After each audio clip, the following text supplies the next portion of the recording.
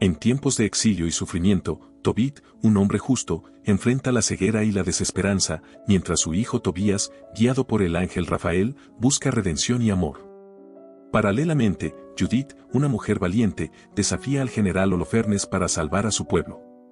Ambas historias destacan la fe y la valentía ante la adversidad, mostrando que la justicia y la esperanza siempre prevalecen.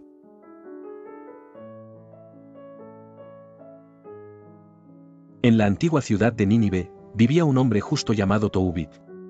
Aunque su pueblo había sido llevado cautivo, él nunca dejó de servir a Dios. Era generoso, compartía su pan con los hambrientos y enterraba en secreto a los hebreos asesinados por los asirios. La fidelidad de Tobit le trajo pruebas. Un día, al quedarse dormido en el patio de su casa, unos excrementos de golondrina cayeron sobre sus ojos, dejándolo completamente ciego. Su esposa, Ana, trabajaba para mantenerlos, pero Tobit cayó en la desesperanza. Mientras tanto, en otra ciudad, una joven llamada Sara lloraba amargamente. Había sido prometida en matrimonio 7 veces, pero cada uno de sus esposos moría en la noche de bodas, atacados por un demonio llamado Asmodeo. En su angustia, pidió a Dios la muerte. Dios había escuchado las oraciones de ambos. En el cielo, envió a su ángel Rafael para guiarlos hacia la redención. Tobit recordó que tenía un tesoro guardado en Media y pidió a su hijo Tobías que fuera en su nombre a recogerlo. Tobías partió con el corazón inquieto, pero Dios ya había preparado su camino. A su lado, sin saberlo, caminaba el ángel Rafael, disfrazado de hombre. Durante el viaje, Tobías fue atacado por un gran pez. Rafael le dijo que lo capturara. Después de días de viaje, llegaron a la casa de Raguel, padre de Sara. Rafael le reveló a Tobías que esta joven había sido destinada para él. Pero Tobías temía la maldición que la acechaba. El ángel le explicó cómo vencer al demonio. Tobías obedeció, y en la noche de su matrimonio, él y Sara elevaron una oración de amor y fe. Señor, tú creaste al hombre y la mujer para que fueran uno.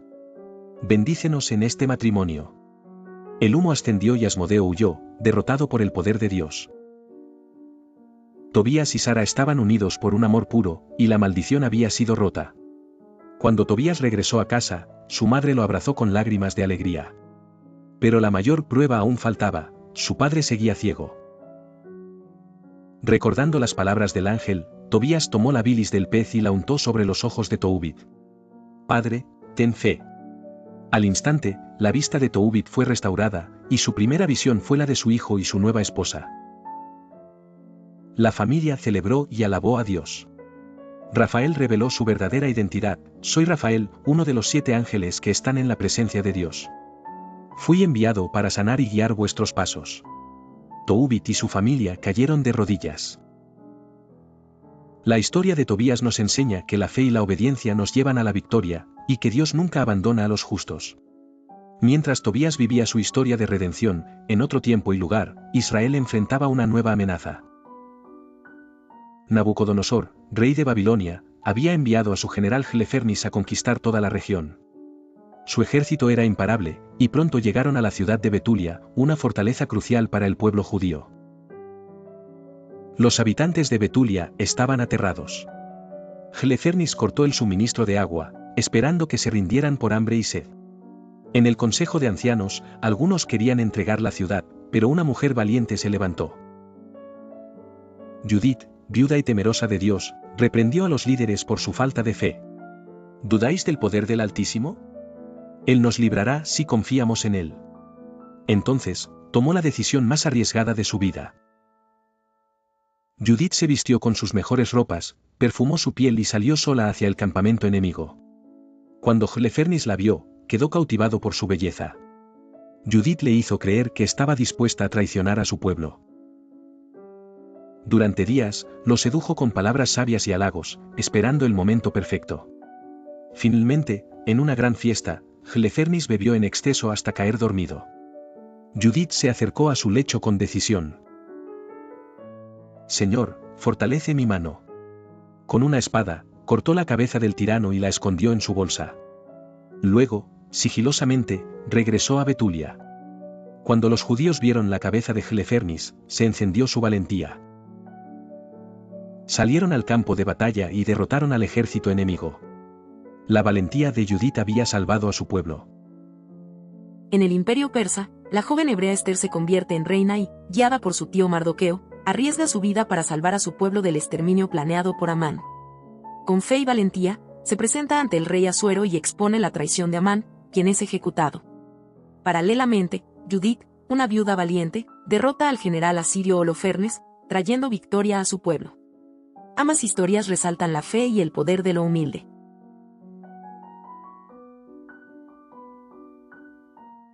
Décadas después, en el poderoso imperio persa, una joven hebrea se convirtió en reina. Esther, guiada por su tío Mardoqueo, fue elegida esposa del rey Asuero. Pero en la corte había un enemigo, Amán, un hombre ambicioso que odiaba a los judíos y planeaba exterminarlos. Cuando Mardoqueo se negó a inclinarse ante él, Amán convenció al rey de firmar un decreto de muerte contra todos los hebreos. Esther tenía miedo. Si se presentaba ante el rey sin ser llamada, podía morir. Pero Mardoqueo le envió un mensaje que cambió su destino. ¿Quién sabe si para este momento fuiste puesta en el reino? Esther decidió arriesgarlo todo. Tras días de ayuno y oración, entró en la sala del trono. El rey la miró, y extendió su cetro. Esther expuso la traición de Amán, y su plan fue frustrado. Amán fue ejecutado, y el pueblo judío fue salvado. Hasta el día de hoy, los hebreos celebran esta victoria con la fiesta de Purim. Las murallas de Betulia resonaban con los gritos de júbilo. La cabeza de Holofernes, el temido general asirio, yacía ensangrentada sobre una lanza.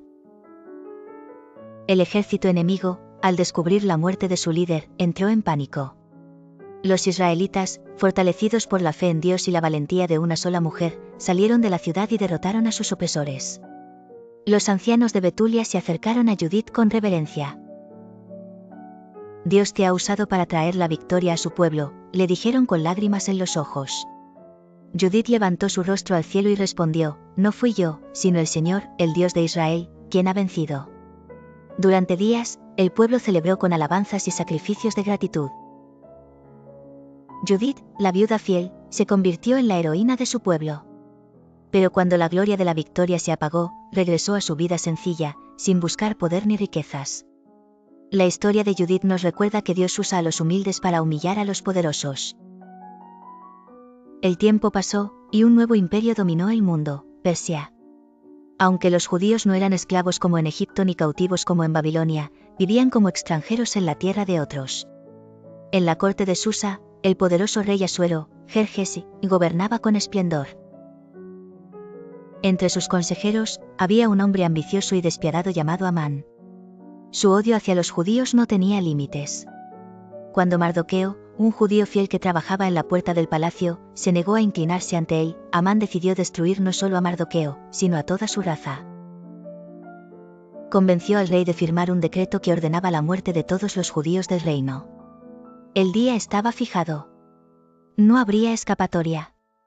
Pero Dios ya estaba preparando a su instrumento de salvación, una joven llamada Esther. Tiempo atrás, el rey Asuero había desterrado a la reina Vasti por desobedecer sus órdenes. Buscando una nueva esposa, convocó a todas las jóvenes hermosas del reino. Entre ellas estaba Hadassa, una judía oculta bajo el nombre persa de Esther. Criada por su tío Mardoqueo, Esther era sabia, piadosa y de una belleza incomparable. Cuando fue llevada al palacio, encontró gracia ante el rey y fue coronada como reina de Persia. Pero en ese momento, ni el rey ni ella sabían que su destino estaba unido al de su pueblo. Mardoqueo la visitaba en secreto y le advirtió sobre el decreto de Amán. Con el corazón angustiado, Esther enfrentó la decisión más difícil de su vida: si voy ante el rey sin ser llamada, moriré. Mardoqueo la miró fijamente y le respondió con palabras que resonarían por los siglos. ¿Quién sabe si para este momento has llegado al reino? Esther sabía que no podía actuar sin la ayuda de Dios. Entonces, tomó una decisión trascendental: ayunad conmigo 3 días. Yo haré lo mismo. Y entonces iré ante el rey, aunque sea contra la ley. Y si perezco, que perezca.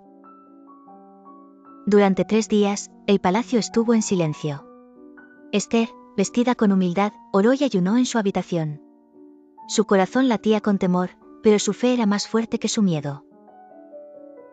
Finalmente, llegó el momento.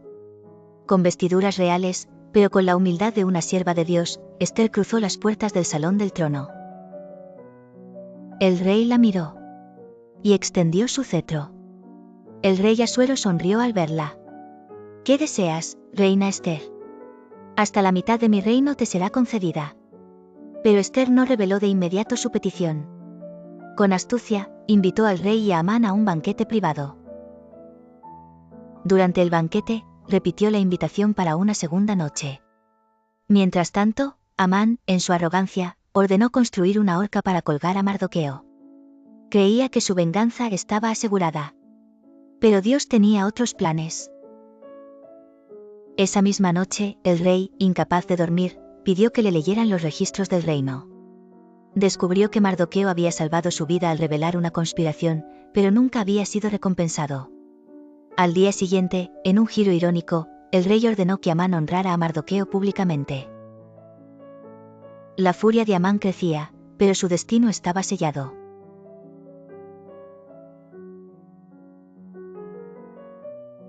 En el segundo banquete, Ester reveló la verdad: su pueblo había sido condenado a muerte por un decreto injusto.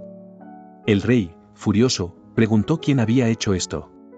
Ester señaló a Amán como el enemigo. El rey ordenó su ejecución en la horca que había construido para Mardoqueo.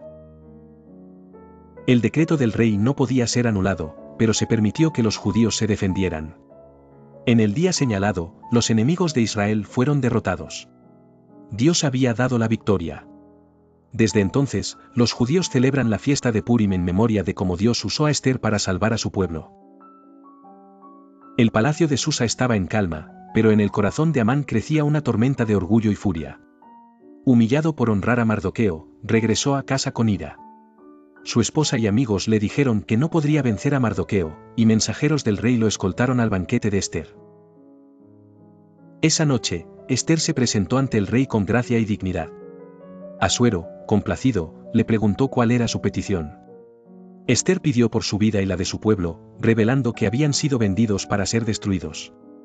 El rey, sorprendido, preguntó quién había hecho tal cosa. Ester señaló a Amán como el adversario. Amán sintió su cuerpo helarse y sus planes derrumbarse. El rey, furioso, salió para calmarse. Amán se arrojó a los pies de Ester para implorar por su vida, pero el rey regresó, al verlo cerca de la reina, su furia aumentó. Uno de los eunucos del rey informó que Amán había preparado una horca para Mardoqueo. El rostro de Asuero se oscureció y ordenó que Amán fuera colgado en esa misma horca. Los guardias cumplieron la orden, terminando la vida de Amán, quien había tramado la destrucción del pueblo de Dios. Aunque Amán fue eliminado, el edicto real seguía en pie. La ley persa no podía ser revocada, y la fecha de la matanza de los judíos aún estaba fijada. Ester y Mardoqueo fueron recibidos con honor en la corte, y el rey entregó a Mardoqueo el anillo real que pertenecía a Amán. El rey no podía revocar la ley, pero dio a Mardoqueo y Ester el poder de escribir un nuevo decreto. Redactaron un edicto que permitía a los judíos defenderse. Este decreto se difundió rápidamente por todo el reino de Persia, convirtiendo el día señalado en un día de victoria.